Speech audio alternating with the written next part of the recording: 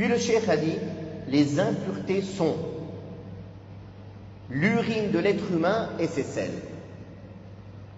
L'urine de l'être humain et ses selles sont impures, selon l'unanimité. Le sang, pareil, selon l'unanimité des savants. Cette unanimité a été rapportée par l'imam Ahmed, Ibn Hazm et Ibn Munzir, que le sang est une impureté. Sauf si elle est en petite quantité, auquel cas on ne lui tient pas rigueur tel que le sang qui coule des animaux comestibles, en dehors du sang résiduel sur la chair et dans les veines, après sacrifice, car ce dernier est pur. Pareil, après avoir sacrifié la bête, le sang qui coule du sacrifice, il est impur. Mais ce qui reste dans les veines, ce qui reste sur la viande, quand on cuit et qu'il y a un peu de sang, de jaunâtre qui est au-dessus de la marmite, ceci n'est pas impur. Mais le sang qui coule, qui gicle, celui-ci est impur. Celui-ci est impur. Aussi, parmi les impuretés, il y a l'urine et les fientes, les crottins, des bêtes interdites à la consommation.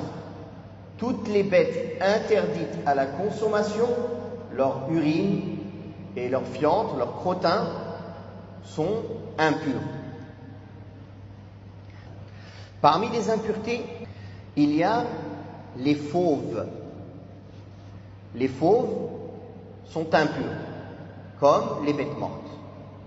Parmi les impuretés, il y a les cadavres, les bêtes mortes qui n'ont pas été sacrifiées, sauf l'être humain, ainsi que celui des créatures qui n'ont pas de circulation sanguine, comme les insectes volants ou autres, ni le sang des poissons, qui n'est pas impur, ni le sang des sauterelles, car ces dernières sont pures.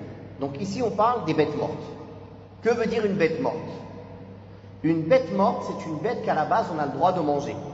On la différencie de ce qui a été dit tout à l'heure, l'urine et les fientes, des bêtes interdites à la consommation. Donc les bêtes interdites à la consommation, quoi qu'il en soit, elles sont impures, même si elles sont égorgées. Pareil, les fauves, qui font partie des bêtes interdites à la consommation, que ce soit les fauves ou les oiseaux carnassiers, qui sont interdits à la consommation. Maintenant, on parle des bêtes autorisées à la consommation. Les bovins, les ovins, les camélidés, mais qui n'ont pas été sacrifiés, qui sont morts, tombés d'une falaise, ou à cause d'un coup de corne, ou de quelqu'un, ou d'une blessure, ou d'une maladie, ou étouffés, ou noyés, ou peu importe. Mais elle n'a pas été sacrifiée, ou elle n'a pas été chassée de la manière licite avec laquelle on peut chasser en islam. Alors on considère ça comme meïta, une bête morte. Et une bête morte en islam, elle est illicite et elle est impure. Sauf ce dans quoi le sang ne circule pas. Sa laine, la laine, même d'une bête morte, n'est pas impure. Les cornes d'une bête morte ne sont pas impures. Les plumes d'une bête morte ne sont pas impures. Parce qu'il n'y a pas de circulation sanguine qui nécessite un sacrifice pour ces parties de la bête morte. Par contre, la peau de la bête morte, elle est entre les deux. C'est la limite entre la chair et les plumes ou les poils ou la laine. La peau de la bête morte la peau de la bête morte est impure.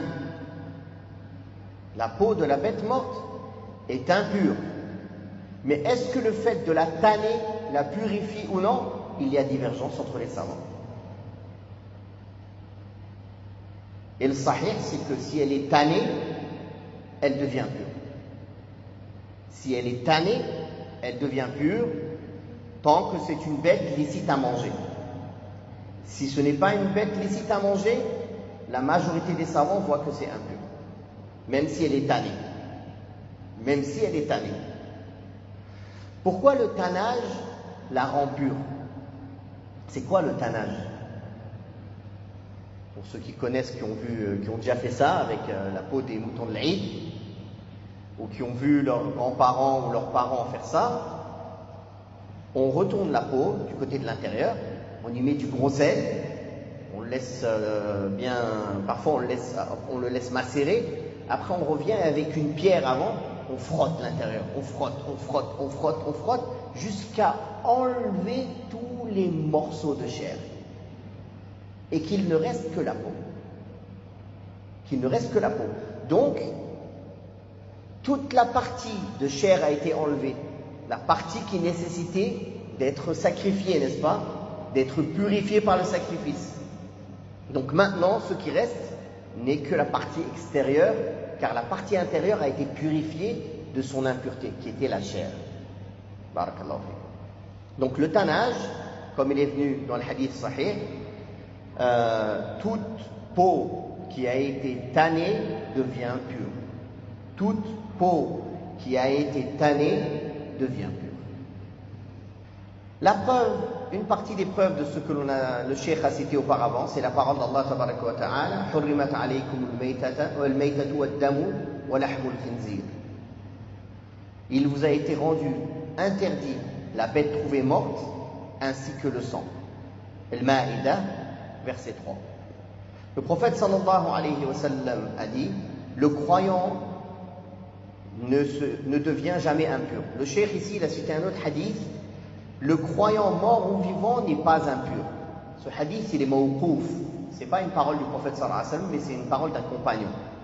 Et quoi qu'il en soit, les savants disent que le corps de l'être humain n'est pas impur, croyant ou mécréant.